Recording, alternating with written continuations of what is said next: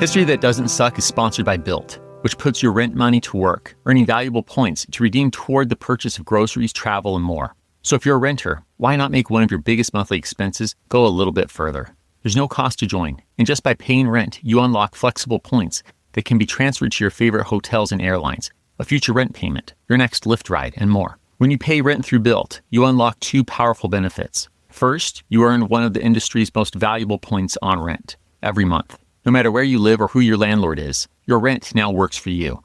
Second, you gain access to exclusive neighborhood benefits in your city. Built's neighborhood benefits are things like extra points on dining out, complimentary post-workout shakes, free mats or towels at your favorite fitness studios, and unique experiences that only Built members can access. And when you're ready to travel, Built points can be converted to your favorite miles and hotel points around the world, meaning your rent can literally take you places. So if you're not earning points on rent, my question is, what are you waiting for? Start paying rent through Built and take advantage of your neighborhood benefits by going to joinbuilt.com/history. That's joinbilt.com/history. Make sure you use our URL so they know we sent you.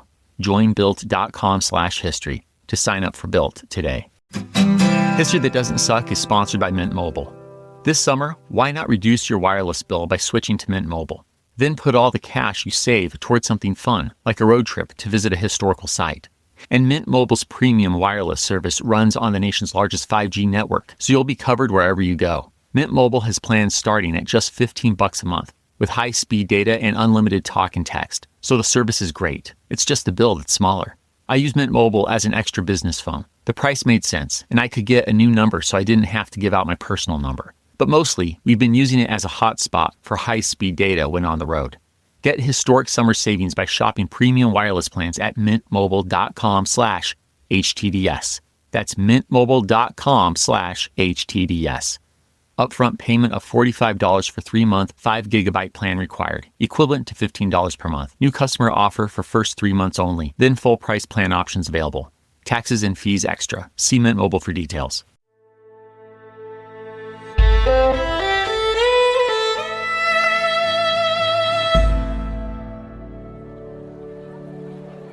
It's just past 11 on a hazy, mild morning. Friday, May 1st, 1931. We're in a crowd of thousands that's choking off Fifth Avenue between 33rd and 34th Street in New York City, all staring in awe at an unbelievable skyscraper. Let's take it in.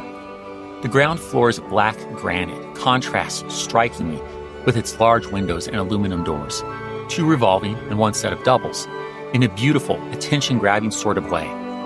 Our eyes are then drawn over 1,000 feet upward as they drink in an immense, window-checkered, cream-colored tower of Indiana limestone. Unable to crane our necks any higher, we bring our gaze back down to the first 5 floors, that is, to the building's base. It has sleek, geometric etchings, and in the center are 3 multi-story windows flanked by 2 engaged columns, each of which is topped by a stately concrete eagle. Between these magnificently sculpted birds, we see an engraving in golden capital letters. It reads, Empire State. Yes, this is the Empire State Building, a work of Art Deco genius and the new tallest building in the world. Today is its grand opening. A well-dressed man, accompanied by 2 small children, steps in front of the building's double doors. It's former New York governor and defeated Democratic presidential candidate Al Smith. He grins and waves, hat in hand, to the crowd. While Al is hardly the only man behind this project, he's the one running the corporation that's made the Empire State Building a reality. He's its face. As such, it's now said that this is the house that Al built, and he says that he built it for the next generation of New Yorkers. Hence, his young grandchildren, Mary and Arthur. They're here to cut the ribbon. At 11:15, Al leans down and tells the little ones, "All right, kids, go to it." They raise the scissors as high as they can. They're trying so hard. They clip at it, but no luck. "Oh, don't you worry, Mary and Arthur. Grandpa's here to help." Al scooches in, takes a bit of ribbon in his hands, and snaps it. Police officers open the double doors, letting little Mary and Arthur lead the way into the lobby while keeping most of the crowd outside. "Don't worry, we're good. I got us tickets." Entering, we find the lobby is relatively small considering the size of the edifice as a whole. It's dark, too. No lights. Until 11:30, that is, when President Herbert Hoover presses a golden telegraph key down in Washington, D.C. that fires up the Empire State Building's power. The lobby flashes to life. Dark marble glistens. A mural of the building itself gleams, and right next to it, we see elevators. Al indicates toward them as he interrupts our gawking. Come on, everybody, follow me, and we'll go around to the elevators that will take us up to the 86th floor, the observatory deck. Well then, up we go. Exiting the elevators, we soon emerge outside on the observatory deck. The views are breathtaking. On the north side, we hear someone exclaim, "There's Central Park, no bigger than a football gridiron." Oh, and look, to the right of Central Park, just a bit closer to us, there's the Chrysler Building, the former tallest building in the world, yet it appears so small from here. Heading to the south side of the observatory deck, we can see all the way to downtown, where another former tallest building in the world, the Woolworth Building, looks downright minuscule. Even farther in the distance, the famous Brooklyn Bridge's towers peek through the fog like little splinters.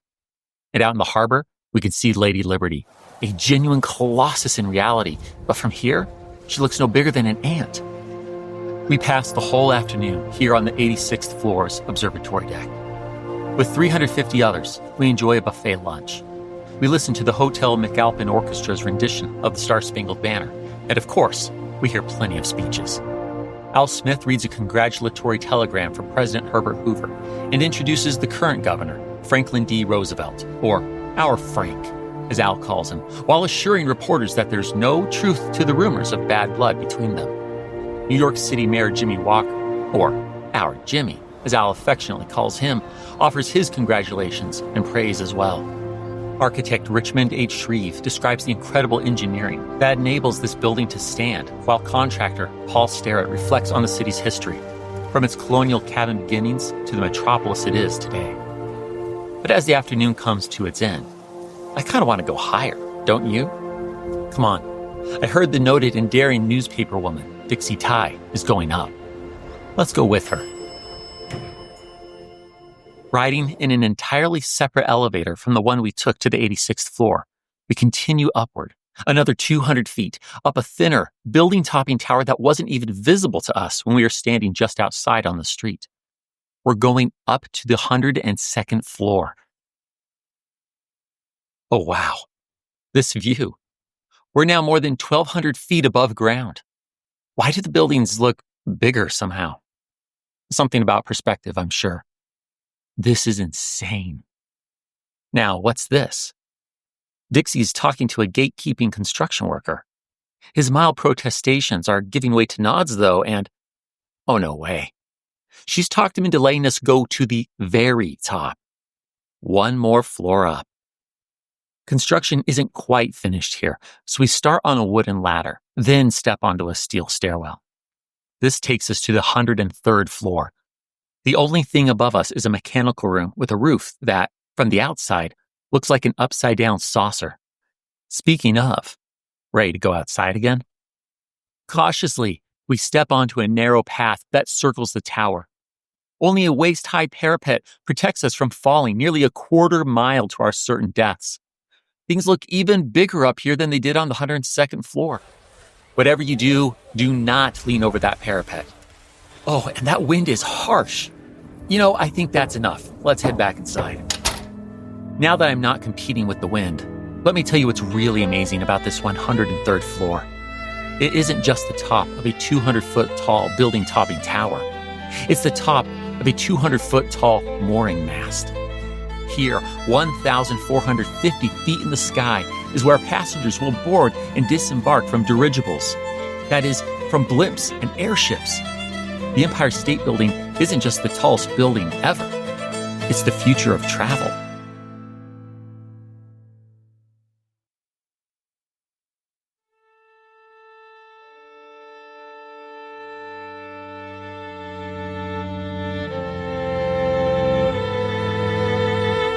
Welcome to History That Doesn't Suck.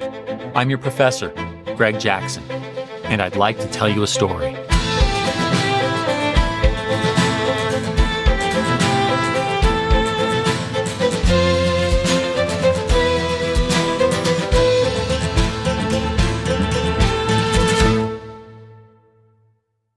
That's right. The top of the Empire State Building is intended to serve as an international port for globe-traversing airships, which are catching on in popularity these days. But will it really work out? Well, we'll see about that as we take in today's story about the race between 1929 and 1931 to build the tallest building in New York City and the world. A race that starts between the Chrysler Building on Lexington Avenue and the Manhattan Company Building at 40 Wall Street, but is later joined by a Fifth Avenue competitor, the Empire State Building. Now, I realize we already know which one's going to win, but there's so much more to the story. These three buildings, all feats of engineering and icons of New York's skyline, never would have come into existence if not for new technologies and techniques, as well as the conflicting personalities, grudges, unbridled ambition, and even hubris of the individuals behind them. Men whose competitive natures led them to push engineering to new heights and give us skyscrapers even bigger than their egos. We've got a lot of build-up before the eventual end of this competition, and yes, pun intended. So let's get to it by heading back to early New York City and seeing how the highest point in the skyline goes from being a church steeple to a mooring mast, born from a race to the sky. Rewind. From colonial days well into the 19th century, New York's skyline is defined by one towering structure, Trinity Church. Every time it's rebuilt, this downtown Episcopal house of worship seems to touch heaven itself, but that's particularly true after its 1846 rebuild. The church's more than 280-foot tall steeple draws visitors who love to go up it and take in its incredible views of the city. But after more than a century of a spire-defined skyline, New York sees the rise of a new type of building, one whose name first described high-standing horses and the triangular sail at the very top of a ship's mast. That building, of course, is the skyscraper. If the credit for skyscrapers goes to anyone in particular, it's William LeBaron Jenner. While the Second Industrial Revolution's advancements in iron are already starting to take buildings 10 stories up in the late 19th century, this former chief of engineers for Union General William Tecumseh Sherman has a new birdcage-inspired skeletal design that takes the structure's load off the walls and places it on intersecting columns and beams. Add to this Sir Henry Bessemer's discovery of how to make iron into an even stronger substance called steel, and, well, we have the modern skyscraper, the first of which, arguably, is William LeBaron Jenner's skeletal-framed home insurance building in Chicago. It's completed in 1885. Well done, Chicago, but New York catches on quickly. Bradford Gilbert brings the skeletal structure to the Big Apple with a narrow 160-foot tall building in 1888, while in 1890, the headquarters of Joseph Pulitzer's New York World becomes the city's new tallest building, beating out Trinity Church with a reach of 309 feet. And not even a decade later, in 1899, the Park Row building one-ups Joseph's, towering at a massive 386 feet. In the process, it returns the title of home of the tallest structure in America back to New York. The year 1902 adds the uniquely triangular Flatiron building to the city's growing number of skyscrapers, while in 1908, the financial district's Singer building ups the height ante considerably with its staggering 612 feet. Not to be outdone, American entrepreneur and retail magnate Frank Woolworth then makes his namesake 792-foot skyscraper New York's tallest. He does so in 1913. It's after the Woolworth building goes up that New York City leaders start to think that maybe they need some rules and regulations for these jaw-droppingly tall skyscrapers.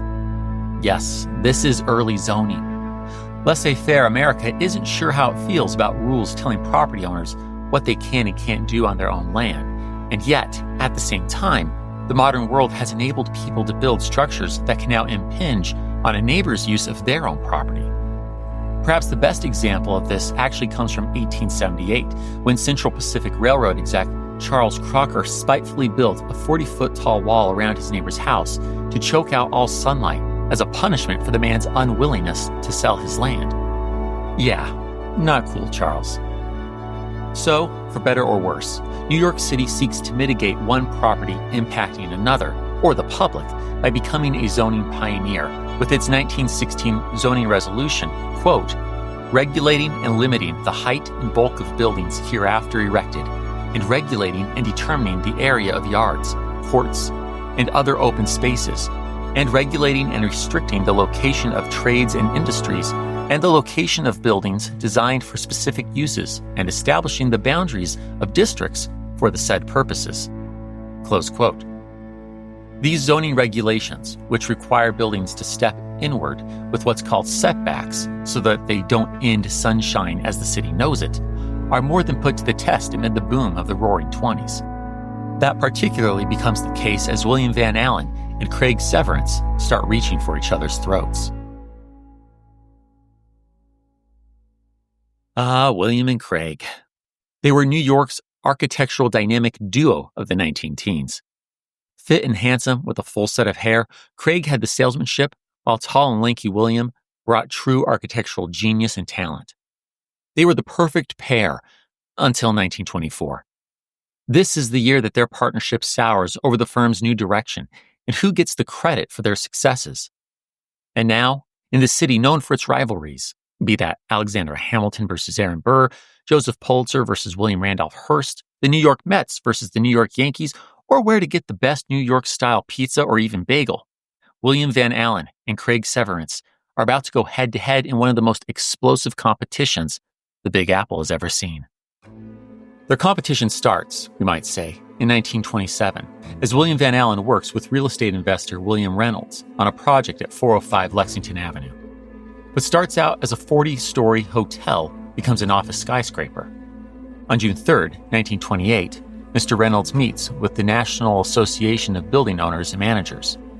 They review the plans, ensuring everything is up to code. The next month, the approved design is released to the public.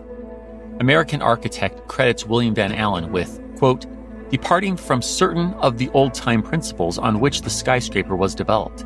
The design of the Reynolds Building is developed to be of interest throughout its entire height." Close quote. It's just the praise that the slightly socially awkward architect needed. It's hard to sell his brilliance without Craig in the picture. Sounds like this project is going in the right direction. But by September, Will Reynolds is dragging his feet on starting construction, and on October 15th, 1928, he sells the lot to automotive pioneer Walter P. Chrysler for $2 million. William Van Alen wonders, what does this mean for his designs? Is he out of a job? There's only one thing he can do: attempt to set aside his social awkwardness and be his own salesman as he meets the new owner. It's November 5th, 1928.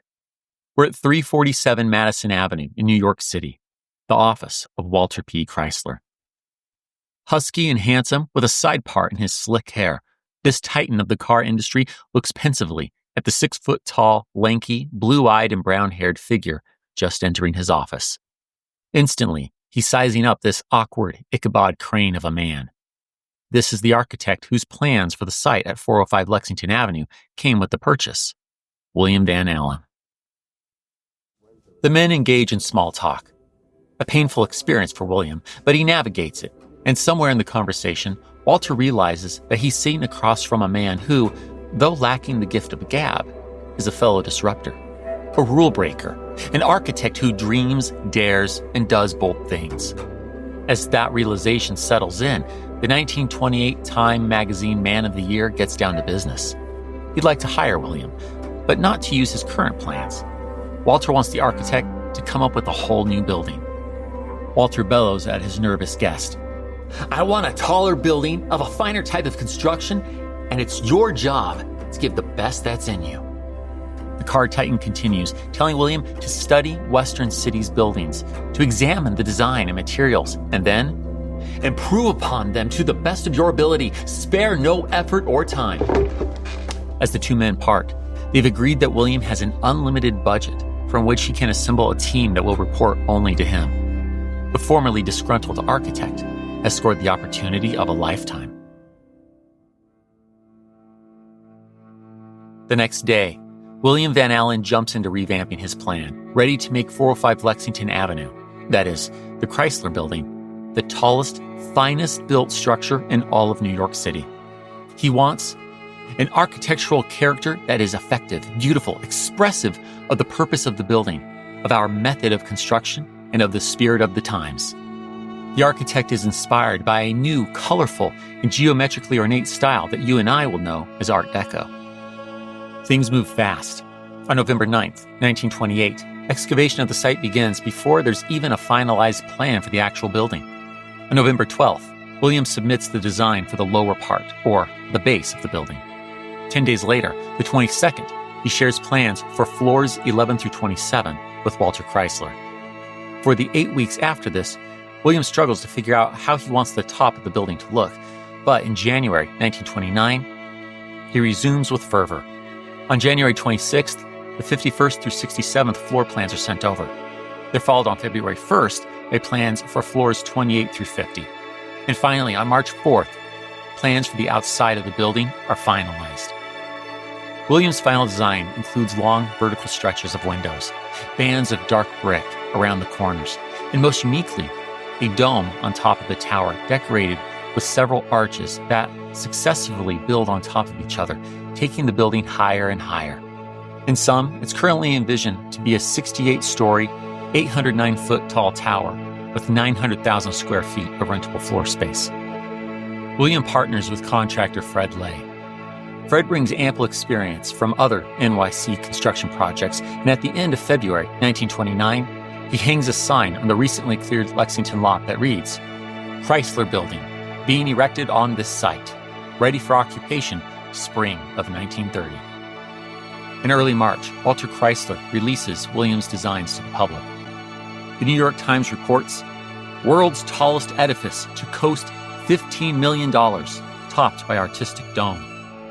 The New York Sun adds, quote, "At night, the tower will be floodlighted with banks of lights on each side of the four corners of the terrace at the 56th floor and another set on top of the dome to light the pinnacle of the tower. The pinnacle will be in the form of a 30-pointed star set up on end. It will be of case aluminum and mounted on a figure 16 feet high." Close quote. That same month, March 1929, William Van Alen's disgruntled former business partner, Craig Severance, goes horseback riding in Central Park with his daughter, Faith. It's a typical outing for the outdoors-loving father-daughter duo, but today, on this ride, he mentions rather nonchalantly, "I'm going to build the tallest skyscraper in the world." Big news. Word from anyone else. This is entirely consistent with who her influential, big-dreaming and big-doing father is. Faith's answer is just as cavalier. "Oh, how wonderful." Okay, so how does Craig just happen to undertake the same tallest building task at the same time as his former partner? Well, in September, Michigan native George Ohrstrom, a.k.a. the boy wonder of Wall Street, formed a holding company, then proceeded to purchase or lease, most discreetly, 6 lots surrounding Wall Street and Pine Street. By January of 1929, George had plans to build a skyscraper at 40 Wall Street, and once the Bank of Manhattan Company agreed to help George's financial situation, hence the future skyscraper's name, the Manhattan Company Building, the Michigander turned to a trusted architect, Craig Severance. Thus, on March 12, 1929, just 5 days after William Van Alen's Chrysler Building plans are released to the public, Craig Severance begins planning the Manhattan Company Building. Being more of a salesman than an architectural artist, he does so with the help of a gifted Japanese-American architect, Yasuo Matsui. Their goal is to have the building done in just over a year, by May 1st, 1930. An insane pace, but they have just the contractors, a pair of Midwestern brothers whose resume includes several of New York City's most impressive buildings, Paul and William Sterrett. They and their partner, Andrew Eakin, will make the Manhattan Company Building a reality. The city's newspapers are delighted by what's becoming a sensational competition. That April, New Yorkers are reading headlines such as, "Banker at 24 to build highest structure here. Work is being rushed." And 64-story bank building to rise in Wall Street, as well as Wall Street building to top all in world, edifice to have more than 63 stories capped by sparkling financial, ready May 1st, 1930. By the end of April 1929, William Van Alen and Walter Chrysler have a decision to make. Will they revise their already approved plans for the Chrysler Building, or simply accept that they're playing second fiddle to Craig Severance and George the Boy Wonder Ohrstrom down on 40 Wall Street with their proposed Manhattan Company Building? Well, Walter Chrysler doesn't do second place. The car guru instructs his awkward architect. Van, you've got to just get up and do something. It looks as if we're not going to be the highest after all. Think up something. Your valves need grinding. There's knocking you somewhere. Speed up your carburetor. Go to it. But Craig is working too. He and his team decide to both raise and excavate the site simultaneously in order to save time. That proposed finished date of May 1st, 1930 is slowly creeping up after all. By the end of May 1929, the foundation and demolition of the Manhattan Company Building is almost finished. Meanwhile, Williams' Chrysler Building is on its 14th floor. Yet, despite that progress, William can still make alterations and has an idea up his sleeve to retop his former partner's design. As William puts it, if this is to be a skyscraper, why not make it scrape the sky? On June 5th, he sends a new, higher-reaching plan to Walter. A grand spire will protrude out of the top of the design, piercing through the clouds and truly scraping the sky. Throughout the summer of 1929, each building races upward. William guards his new plans as secretly as possible, but by the end of August, his smooth-acting former partner, Craig, finds out. To him, this is unacceptable. He simply must redesign the Manhattan Company Building to go higher. And he must keep that redesign a secret from William, of course. But how can that be done with the city's bureaucracy? Zoning means structural changes need new approvals. Yet, as journalist and author Neil Bascom tells us, on or about September 1st, revised plans were filed for 40 Wall Street, and nothing showed up in the dockets for public consumption. Close quote. No one really knows how they got there, but somehow Craig managed to sneak his new plans into the building's file. I guess it's good to have friends in figuratively high places when you're trying to secretly build even higher-reaching spaces. Once again, it looks like the Manhattan Company Building will beat out the Chrysler Building. By September 4th, 1929, the Chrysler Building's beams and columns reach the 64th floor. Just one more floor before they can begin the dome's fire tower and secret spire. William is busy. So busy that he doesn't know that there's another contender, a third entry in the race for the title of New York's tallest building. A dark horse threatening to best both his Chrysler Building and his nemesis of a former partner's Manhattan Company Building. Indeed, if it does enter the race, this third potential competitor on Fifth Avenue might change the face of New York City forever. History That Doesn't Suck is sponsored by Factor, which provides convenient, chef-crafted, dietitian-approved meals that take the hassle out of eating well. That's great for me, because I've been upping my outdoor running time now that the weather is warmer. Factor sends fresh, ready-to-eat meals right to your door. No cooking, no cleanup, and absolutely no stress. Just heat for 2 minutes and boom, you're eating like a champ. With 45 weekly options, it's basically impossible to get bored. Whether you're going keto, calorie smart, protein plus, or you're just hungry and want something that tastes amazing, Factor delivers. I recently had the sun-dried tomato chicken, which was protein-packed and low-carb. Perfect. And it's not just for dinner. Factor fuels your whole day with breakfast, lunch, snacks, and even desserts, so you can enjoy summer without skipping a beat. Or in my case, without missing a stride on the road. Get started at factormeals.com/HTDS50off and use code HTDS50off to get 50% off, plus free shipping on your first box. That's code HTDS50off at factormeals.com/HTDS. 50OFF for 50% off plus free shipping. Factormeals.com/HTDS50off. Hi, I'm Kristen Bell. Carvana makes car buying easy. Isn't that right, hun? Dax? Sorry, did you know about this 7-day money-back guarantee? A week to evaluate seat comfiness, you say? A week of terrain tests? Yeah, I can test the brake pad resistance at variable speeds. Make sure all the kids' stuff fits nicely. Make sure our stuff fits nicely. Oh, Right. Still need to buy the car. Getting ahead of ourselves here. Buy your car with Carvana today. Ready to start spending smarter? Klarna is your smarter everyday spending partner, helping you shop with flexibility and earn while you do it. With the Klarna Card, cashback offers, and a built-in search and compare tool, you can save time and money. Pay in 4 interest-free payments or pay in full. It's all up to you. Flexible payments, smart features, and seamless checkout options, all in one place. Look for Klarna at checkout or learn more at Klarna.com. CA resident loans made or arranged pursuant to a California financial license. NMLS number 1353190. Klarna balance account required. Klarna may get a commission. Limitations, terms, and conditions apply. In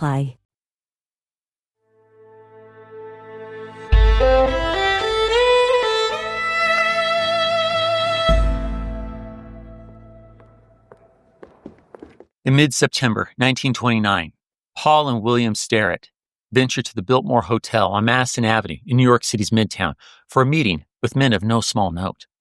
They include the bespectacled architect, Richmond H. Shreve, the immaculately mustachioed General Motors titan, Pierre Dupont, the 1 year out of office former governor and recently defeated Democratic presidential candidate, Al Smith, and finally, another GM man, the Democratic National Committee chairman and Al's dear friend, John J. Raskob.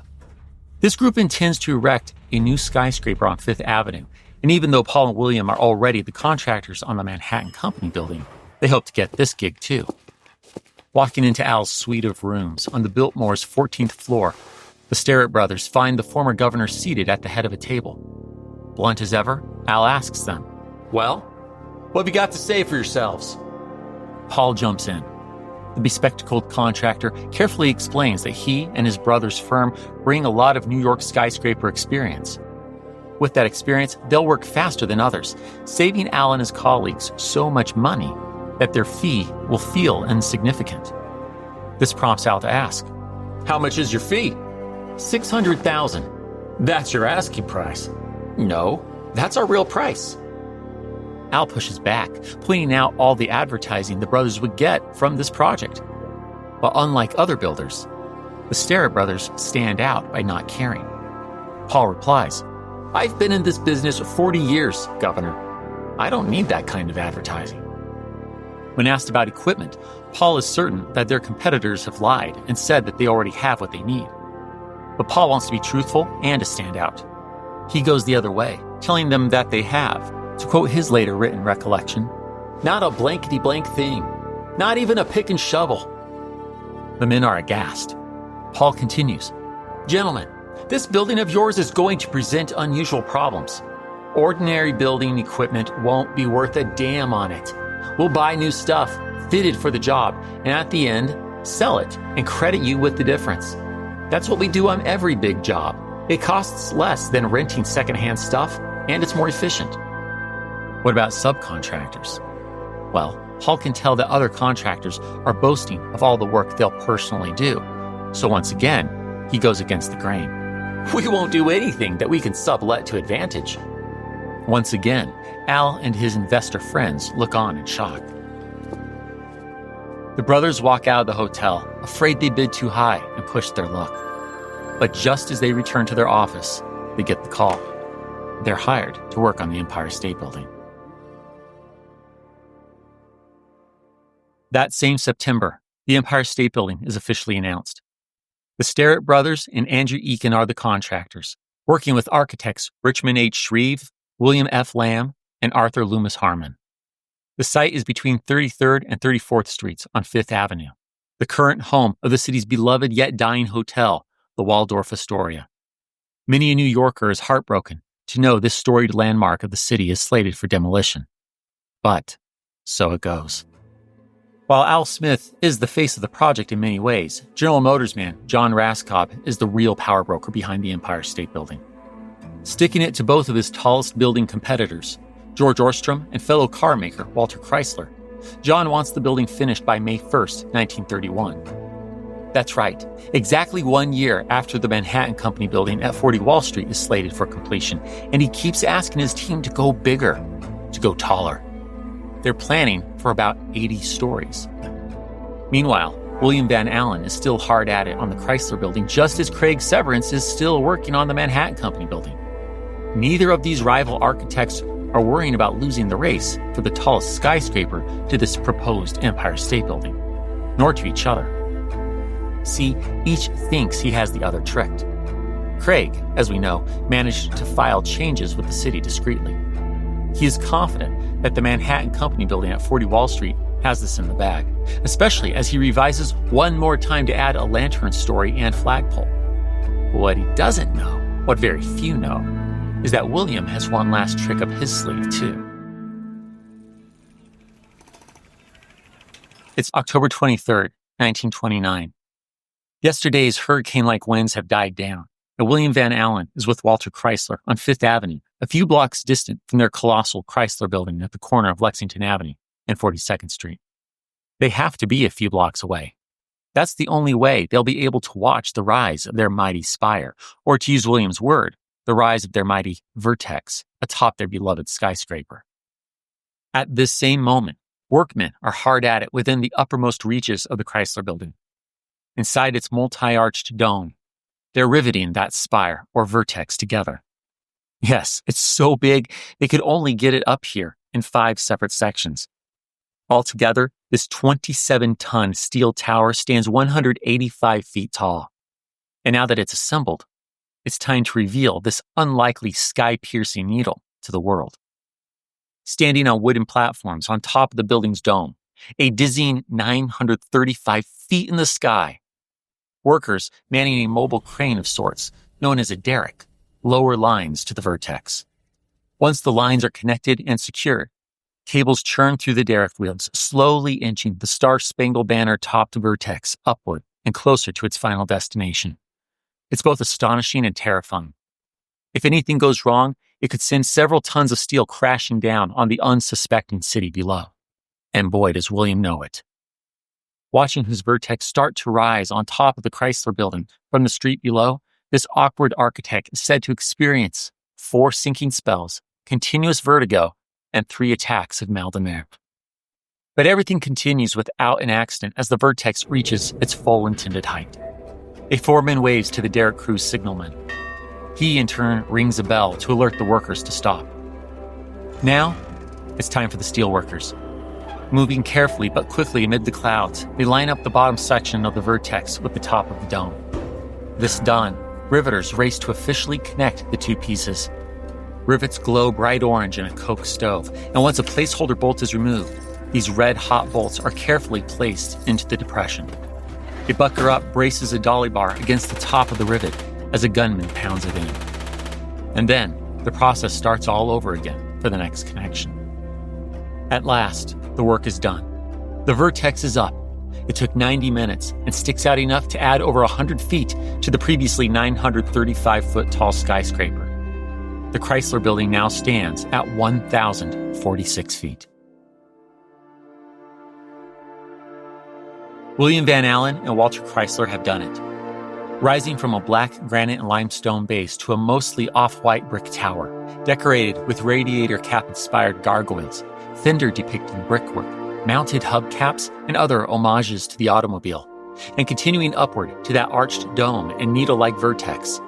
They have made the Chrysler Building not only the tallest skyscraper in the world, but the tallest man-made structure in the world by going even taller than the Eiffel Tower.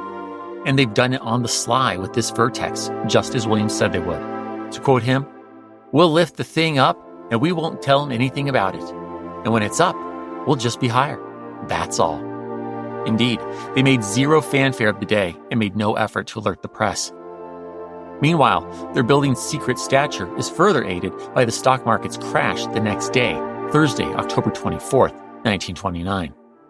Yes, you remember this dreary day from episode 170, I'm sure. Now, neither William nor Walter welcomed the crash, but plummeting stocks do keep the press corps' attention temporarily away from the city's soaring skyscrapers. And that fiscal distraction is all part of why, as Craig Severance brings his Manhattan Company Building at 40 Wall Street to its full height, he doesn't realize that he's already lost the race to his erstwhile partner. Nor does the Manhattan Company Building get to enjoy its topping out moment, free from incident. It's almost 12 noon, November 12th, 1929. A crowd throngs downtown New York City's 40 Wall Street. All are looking up, eagerly watching as crews place a steel cap atop what people think is the world's tallest skyscraper, the Manhattan Company Building. But wonder turns to horror when a hoist cable hauling a gargantuan piece of granite up the side of the all-but-complete skyscraper snaps. An engineer lets out a panicked yell to look out as the half-ton, 10-foot-wide chunk of granite heads right for the spectators below. Everyone scrambles for cover as the block reaches the 9th floor, then crashes through wooden planks. James Bellis, a 35-year-old steam fitter, tries to dart away, but he's not quite fast enough to emerge scot-free. The block sends a wooden plank flying into his shoulder, fracturing it and throwing him on his back. Reaching the 3rd floor, the granite splits in two as it strikes a steel beam. One piece shatters as it reaches the 1st floor. The other turns toward the street, exploding upon impact. Shards fly. One pierces the window of an idling Rolls-Royce outside 37 Wall Street, striking a young Helen Pratt. Another slices an 18-year-old office clerk's leg. Both are whisked away to the hospital, and according to a nearby officer, it's miraculous that no others were injured. And yet, only 1 hour after this shocking and injurious scene, it's back to the day's task for 40 Wall Street, where, 900 feet above the sidewalk, a 60-foot-tall steel cap is placed above the pyramid-shaped crown. A flag is then perched on top of the steel rig, bringing the skyscraper to an impressive 927 feet. Workers embrace each other, and photographers snap photos as all celebrate what they think is a record-setting achievement.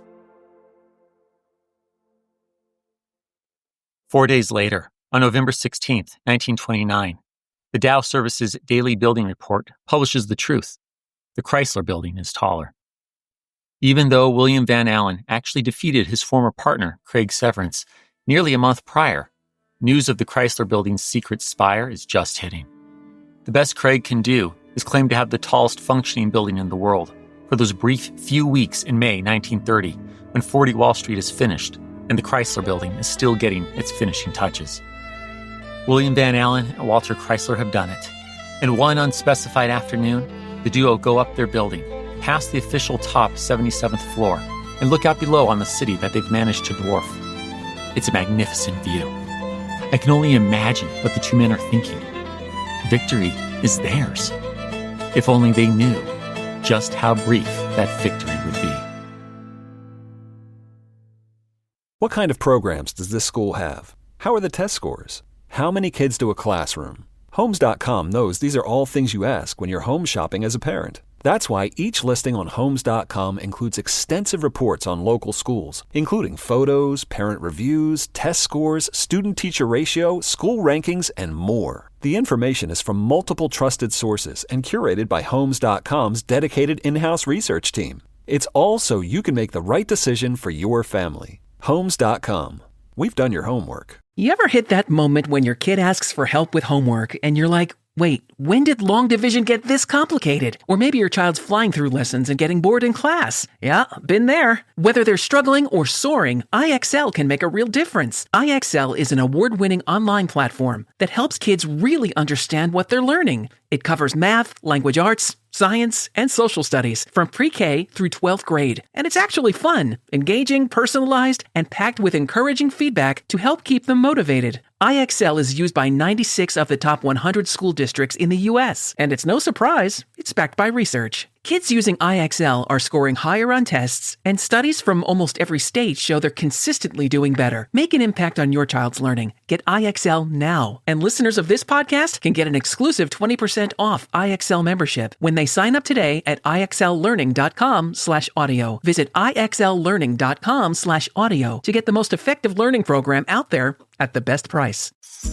Want to lose up to 15% of your body weight? Fridays helps you achieve lasting weight loss. We combine GLP-1 medication with nutritional coaching, mental health support, and fitness plans tailored just for you, all included in one monthly price. At Fridays, one price, every month, all doses, and everything is included. Getting started is simple. Take our quiz and get connected with a provider to start your journey. Fridays is certified by Legit Scripts, so you know the medications are produced safely by accredited pharmacies. Check us out on Trustpilot with over 1,000 5-star reviews. Don't wait. Save $100 off any plan when you start on your weight loss journey today. Visit joinfridays.com and use code JOINFRIDAYS. That's joinfridays.com, code JOINFRIDAYS. Joinfridays.com, code JOINFRIDAYS. Medications will only be prescribed by a licensed clinician if deemed medically appropriate after a thorough consultation. Results are not guaranteed and may vary by individual. Compounded products are not FDA approved or evaluated by the FDA for safety, effectiveness, or quality. Please visit our website for important drug safety information.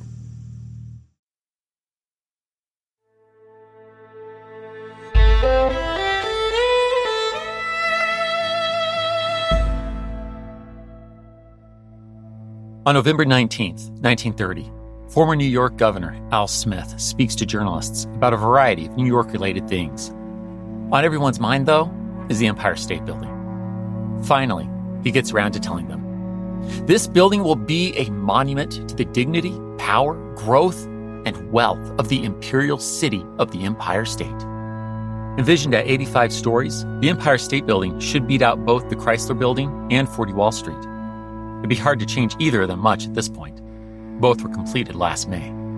The Empire State Building's observatory deck will also be significantly higher than that of the Chrysler Buildings. Al is further pleased with his building's location at the corner of 5th Avenue and 34th Street, which is one of the most bustling areas in the city. It's near B. Altman, Tiffany & Company, Lord & Taylor, Arnold Constable, and Macy's. In short, it's prime real estate for foot traffic. The next month, the former governor makes another announcement. The Empire State Building is now expected to reach 1,300 feet high because it'll have a mooring mast at the top. To quote this announcement, the directors of the Empire State Incorporated believe that in a comparatively short time, the Zeppelin airships will establish transatlantic, transcontinental, and trans-Pacific lines, and possibly a route to South America from the port of New York. As the New York Times explains, this means that, quote, the structure will be not only the tallest building in the world, but the first to be equipped for a future age of transportation that is now only a dream of pioneers in aviation. The mooring mast will add 200 feet to the original plans, giving the structure an advantage of 270 feet over the Chrysler Building and 300 feet over the Eiffel Tower in Paris. Close quote. Now, is this mooring mast really practical? Or is it just a good excuse for height that hides a gratuitous reach into the thinnest of air better than the Chrysler Building's vertex does? Probably the latter, but in an era obsessed with the latest advents in air travel, oh, does it land with the public. And soon enough, the Empire State Building's design reaches the full height that we experienced in this episode's opening. To recap, it will have a 5-story base that, with its tower, will go up 85 floors. Per zoning, the lower portion of the tower will have setbacks, slowly narrowing the building such that, by the 30th floor, the edifice will only fill out a quarter of its enormous plot, thereby ensuring sunlight still reaches the streets below. And as we know, that last fully functional 85th floor isn't the end of the skyscraper's ascent. The 86th floor will have a magnificent observatory deck, after which the building will narrow yet again as it turns into the mooring mast for those much-anticipated dirigibles, that is, those airships. Up here, this most skyscraping of skyscrapers will boast yet another observatory deck on the 102nd floor before reaching its final zenith with the 103rd floor for passengers to board or disembark from airships. Ultimately, it'll occupy roughly 80,000 square feet and, thanks to its 200-foot-tall mooring mast, reach 1,454 feet into the sky. Indisputably, the Empire State Building will be the tallest skyscraper or man-made structure of any sort in the world. And now, we just have to build it. Just as Paul Sterrett informed Al Smith and John Raskob back at their 1929 meeting, much of the building equipment is new and exciting. A railway system with cars being pushed by hand was designed to distribute the materials across the site. Tracks are planned on every floor, and hoists with 4 dozen similarly designed carts are ready to transport everything the workers need: sheet iron, metal, wire, sand, lumber, pipe, mortar, and more. In January 1930, demolition of the Waldorf-Astoria and foundation work are carried out simultaneously. Generously, they save mementos of the beloved hotel for its many sentimental former patrons, be that a piece of stained glass or the key to a fondly remembered honeymoon suite. Meanwhile, pier holes soon reach 40 feet down and concrete is poured into the footings that will eventually support steel beams. By the end of March, the concrete is poured, the steel frame has begun, and the Empire State Building can begin its ascent. 1 month later, in April, 210 steel columns are set in stone. Some of these will rise continuously to the top of the building. On May 26, 1930, the steel frame reaches the 12th floor. Only 26 days later, June 21st, the frame is at the 39th floor, and the facing is at the 25th. It's mesmerizing to watch the crew work. Cranes hoist beams into place. Steelworkers swing up into the air to put all the pieces together. New Yorkers gather on the streets below and watch these acrobatic feats. The New Yorker remarks, quote, "Like little spiders they toiled, spinning a fabric of steel against the sky, crawling, climbing, swinging, swooping, weaving a web that was to stretch farther heavenward than the ancient Tower of Babel, or than all the older towers of the modern Babel." Close quote. Many of these skywalkers, as they're called, are Mohawks of the Iroquois Confederacy. The Mohawks have a long history of ironwork, and many of New York City's most famous buildings are a result of their craftsmanship. The building is rising 4.5 stories per week, which is significantly faster than any other building to date. As it continues upward, cafeterias are built on the 3rd, 9th, 24th, 47th, and 64th floors to feed the hard-working men. As fall comes to its end, November 21st, 1930, the last bits of structural steel are hoisted to the top of the dirigible mooring mast, and an American flag is raised to celebrate the feat. On September 19th, 1930, steelworkers finished the 85th floor of the Empire State Building, officially beating both the Chrysler and Manhattan Company buildings. It only takes them 10 months to build up 1,048 feet. The American flag billows in the sky, and the New York Times calls it a, quote, flag of triumph, close quote. By December 15th, Empire State is being etched into the facade, and the scaffolding has come down. The project is moving along nicely. As all of this happens, John Raskob is launching a media campaign, hiring photographer Louis Hine to document the poet builders and skyboys as they work high up in the heavens. A native of Oshkosh, Wisconsin, Louis refers to his work as social photography. According to essayist Freddie Langer, the gaunt and bespectacled photographer is, quote, a reformer with a camera, convinced that hardship was the result of neither incompetence nor a lack of assiduity, and that poverty did not necessarily presuppose moral dubiousness. He ascribed prejudice to a lack of enlightenment, which he tried to counteract by sensitizing the public to the social injustices of the economic system. Close quote. You may know him from his famous lunch atop a skyscraper, but that photo won't be taken until next year in the midst of building Rockefeller Center, not the Empire State Building. All the same, let's get a closer look at this reformer with a camera's vision of the construction of the Empire State Building. It's April 11th, 1931. With a camera slung over his shoulder, Louis Hine climbs ladder after ladder, up and up, into the rising mooring mast. He's near the 100th floor of the Empire State Building. Reflecting back later, Louis writes that the quote-unquote air treaders told him that, quote, it isn't really as dangerous as it looks. It's safer up here than it is down below. I'm not sure if I agree, but Louis presses on. Hooked to a safety line tied to a derrick, the photographer balances on one of the skinny steel beams. His critical and artistic eyes survey the scene, looking for the best angle to capture this historic moment as these fearless workers drive the Empire State Building's final rivets. He sees it, but it's a terrifying position. Oh, but how can he not take the shot? Leaning on the wisdom of the air-treading, skywalking men up here, Louis decides that he will push past his trepidation and common sense. He'll trust his safety line, all in the name of giving us, quote, a glimpse of a workman driving one of the last rivets on the mooring mast, close quote. Preparing to let his legs dangle almost a quarter of a mile above the city, Louis swings out from the Empire State Building. He sees the Chrysler Building, still the world's tallest completed building for the moment, far off in the distance. In the distance below, that is. Wow. But back to the task at hand. Louis points his camera at two men. In overalls, a thick shirt, gloves, and a backward newsboy's cap. One kneels on a steel plate as he positions his pneumatic rivet gun on it. The other appears to be holding something in place as his hands disappear under the plate.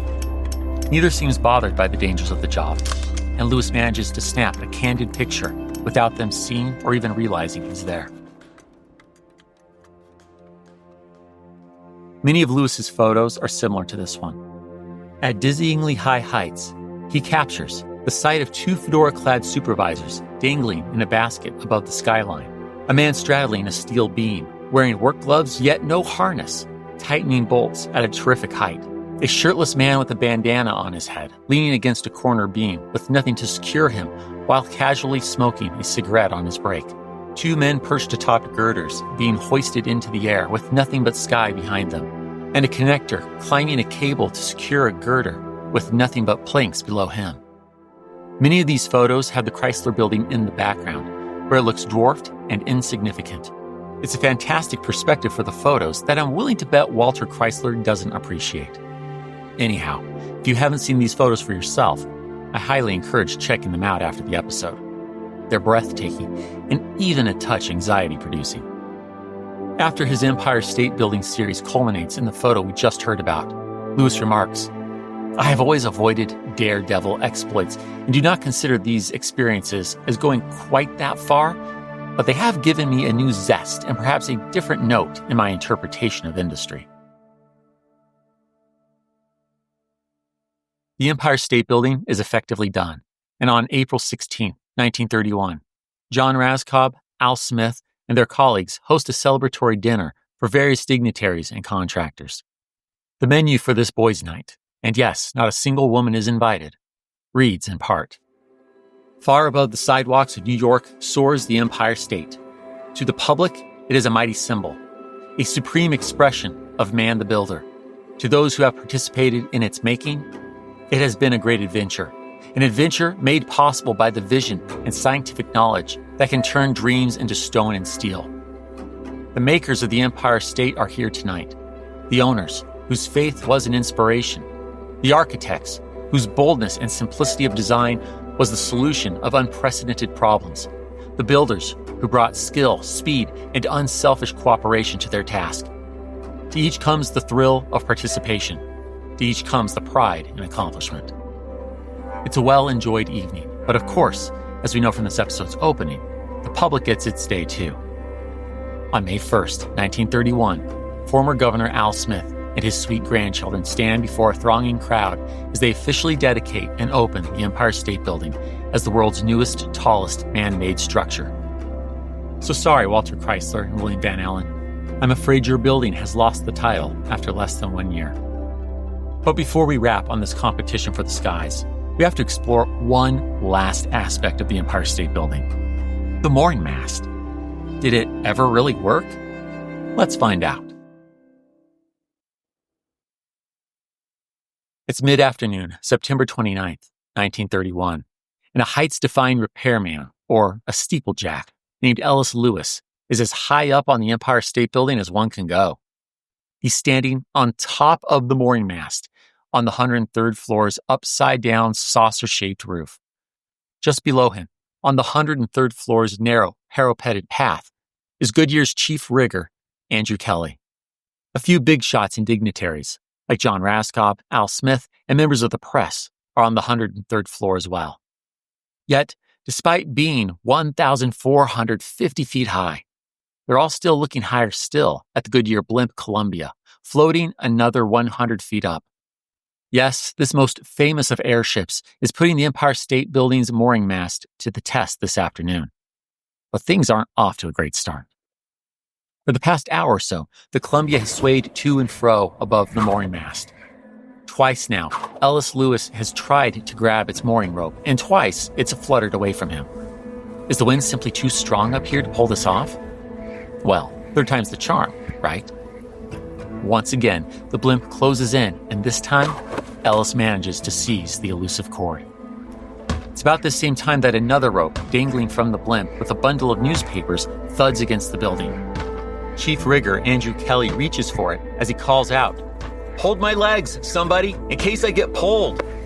John Raskob quickly does so, after which the emboldened chief rigger actually leans over the windswept parapet and seizes the newspapers. With the bundle secured, he pulls a penknife and cuts them free from the blimp's rope. Meanwhile, our steeplejack is still fighting the winds to dock the blimp. A huge gust pushes the airship, pulls the rope taut, and lifts Ellis 2 feet off the building's inverted saucer-like roof. The daring steeplejack lets go, dropping on top of the mooring mast with a clatter. Well, the Goodyear blimp may have failed to prove that airships can make berth on the Empire State Building, but it did deliver newspapers. And that's all the victory a seasoned politician like Al Smith needs.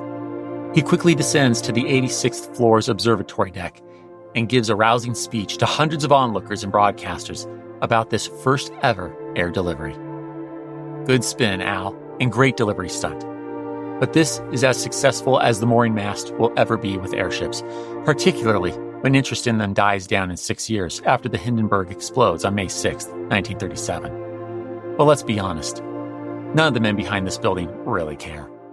The mooring mast is still serving its real purpose, which is adding 200 feet to the Empire State Building's height, and thereby crushing the Chrysler Building or any likely soon challengers for the title of the tallest building. Yes, in this regard, the mooring mast is a screaming success. And so, the race for the skies has ended.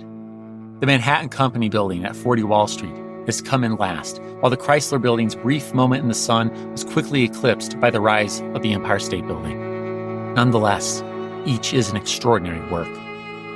For one thing, the relatively few lives lost in their construction is an incredible feat. Despite rumors and claims of a high death count, like the communist-run New Masses magazine, asserting in June 1931 that, quote, 42 men killed constructing the new Empire State Building, close quote. Only 5 or possibly 6 of the roughly 5,600 men who worked on the Empire State Building, from demolition to completion, lost their lives on the job. Meanwhile, 4 men died building the Manhattan Company building, and the Chrysler Building rose without any deaths. In other words, fewer men died building all 3 of these skyscrapers combined than in the construction of any one of the other engineering feats examined in recent episodes, including the Golden Gate Bridge, so lauded for the safety precautions that its chief engineer, Joe Strauss, voluntarily employed. Moreover, the assumed death rate for building skyscrapers in this era was 1 for every floor above the 15th. Statistically then, scores should have died on every single building.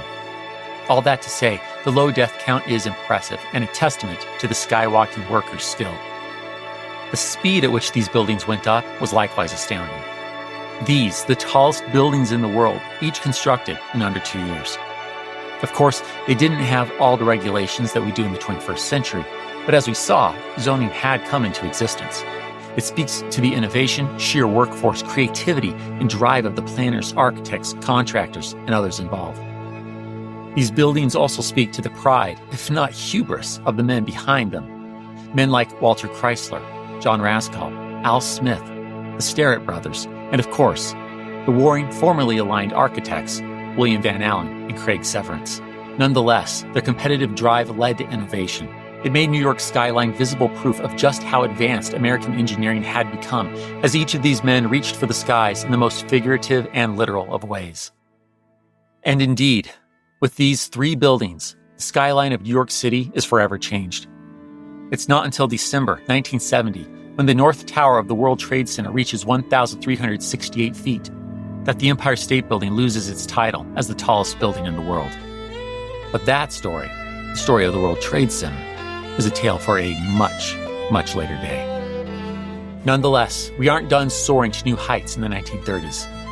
Next time, we're meeting up with the era's most daring aviators, pilots like Charles Lindbergh and Amelia Earhart, as we push even higher into the wild blue yonder. It's time to see American aviation truly come of age.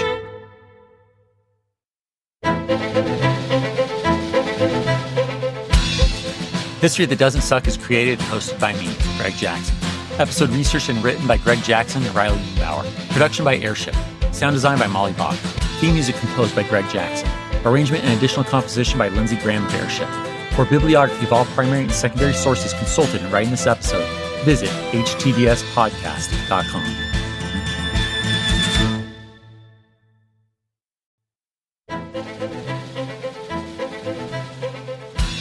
HTDS is supported by fans at htdspodcast.com/membership.